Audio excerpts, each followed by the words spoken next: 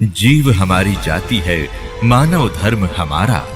हिंदू मुस्लिम सिख ईसाई धर्म नहीं कोई न्यारा।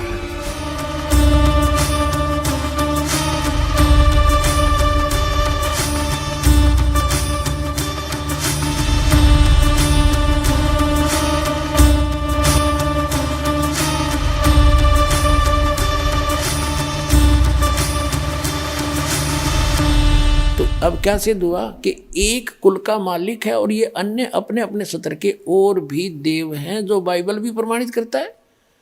और जो ये कहता है कि हिंदू अन्य देवता है ही नहीं, वो गलत मानते हैं, वो इनकम्प्लीट नॉलेज रखता है। वो कहते हैं little knowledge is the dangerous thing. नीम हकीम खतरा जान, वो नीम हकीम है जो इनकम्प्लीट स्पिरिचुअल नॉलेज रखते हैं। अब पुण्यात्माओं, अब इस दास के प्रयत्न को ये ना समझना कि दास किसी की आलोचना करना चाहता है या किसी को हीन करना चाहता है या किसी के नबी पैगंबर देवता की कोई मान हानि करना चाहता है। दास ये चाहता है कि हजरत मोहम्मद एक नंबर के पुण्यात्मा थे और ये फंस गए इस काल ब्रह्म के। इस काल ब्रह्म ने डरा धमका के इसको जो साधना बताई, 5 वक्त की नमाज, अजान जो परमात्मा को पुकारने का बंग बोलते हैं, 5 वक्त की नमाज और रोजे, ये 3 साधनाएं बताई और इनको डट कर करा करते थे वो। हजरत मोहम्मद जी जैसा ईमान अल्लाह पर कोई नहीं ला सकता। मुसलमान भाई जितना ईमान उन्होंने उस कुरान शरीफ के ज्ञान दाता को कंप्लीट गॉड मान के उन्होंने उसके ऊपर ईमान लाया, और उन जैसी भक्ति भी कोई नहीं कर सकता। उस इतनी साधना करने के बाद हजरत मोहम्मद जी को उसकी भक्ति का क्या बेनिफिट हुआ? एक तरफ तो कुरान शरीफ में कहा है कि वो अल्लाह ताला, अल्लाह अकबर बड़ा मेहरबान है, बड़ा दयालु है, रहमत करता है, पापों को नाश करता है। वो बिल्कुल सही बोला है, वो तो सही है, वो तो ऐसा ही है। लेकिन हजरत मोहम्मद जी को उनकी रहमत नहीं मिली, उनका लाभ नहीं मिला। उसका कारण क्या रहा कि उस अल्लाह अकबर की way of worship, method of worship, पूजा का मार्ग, पूजा की विधि नहीं है। सूरत फुरकानी 25 आयत नंबर 52 से 59 में स्पष्ट कर दिया कुरान शरीफ के ज्ञानदाता ने कि वो अल्लाह अकबर तो वो है जिसने 6 दिन में सृष्टि रची, 7वें दिन तख्त पर जा बैठे, वो है क्रिएटर। और उसकी खबर कुरान शरीफ का ज्ञानदाता नहीं जानता। वो कुरान शरीफ में नहीं है जो ज्ञान उसने बताया हजरत मोहम्मद को जबरील देवता के माध्यम से। उसने अपने सत्र की विधि बताई है कि मेरे सत्र की ये साधना है और इसकी साधना से पाप नाश नहीं हो सकते, जो कर्म में वही मिलेगा आपको, उसमें कोई परिवर्तन नहीं हो सकता। और यही गीता ज्ञानदाता 8वें अध्याय के 13वें श्लोक में कहता कि मेरा जो मंत्र है ओम इति एकाक्षरम ब्रह्म व्यवहारण माम अनुस्मरण ये प्रयाति तजन देहम सयाति परमाम गतिम, कि मेरे सत्र का, मेरी पूजा का केवल एक ओम अक्षर है, नथिंग एल्स।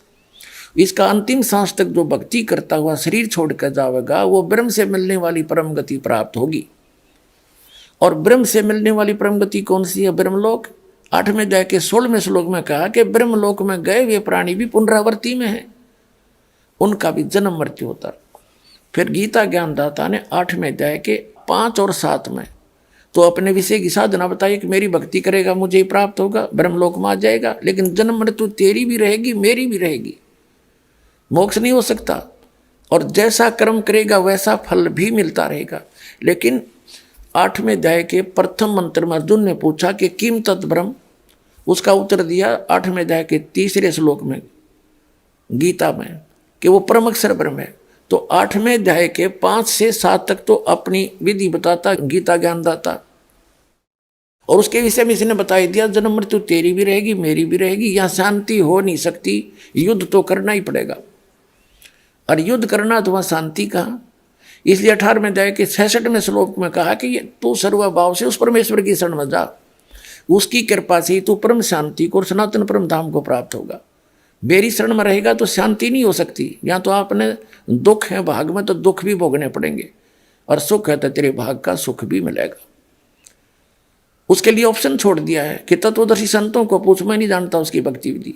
17वें अध्याय के 23वें श्लोक में गीता ज्ञानदाता ने उस परम अक्षर ब्रह्म सच्चिदानंद घन ब्रह्म, ब्रह्म ने माने सच्चिदानंद घन ब्रह्म की भक्ति का संकेत किया है कि उसके 3 मंत्र का जाप है। ओम तो सार्वजनिक कर दिया, वो तो उसका है ही, और तत् और सत वो सांकेतिक छोड़ दिए, उसको तत्वदर्शी संत बताएगा। तो वो दोनों कोड वर्ड जो हैं वो दास के पास है, वो कंप्लीट कोर्स है।